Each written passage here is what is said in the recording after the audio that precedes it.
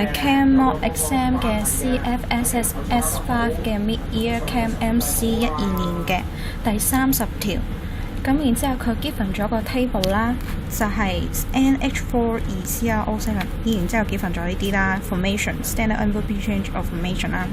咁然之後條題目咧就係問啦，有呢嚿咁嘅嘢，咁然之後佢咧就係 under 呢個 heating， 咁就會 decompose 啦，就有3嚿 product 出嚟嘅，就分別有呢3嚿啦。跟住然之後個條題就問你咧就係個standard unbroken change of decomposition of 呢嚿嘢呢一抽嘢啦。咁樣點樣計呢？首先我哋要寫翻條 balance 嘅 equation 出嚟先，咁就係呢一條啦。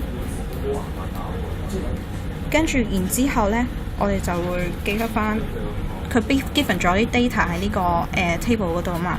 咁記得翻嗰條式啦 summation 嘅，咁呢就係、如果係 formation 嘅話，咁就係 products 減翻 reactants 啦。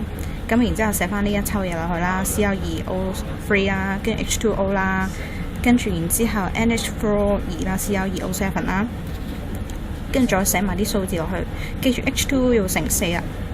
跟住然之後計到最後答案呢，就係-474 kJ per mole 啦。咁即係 answer 係 C 啦。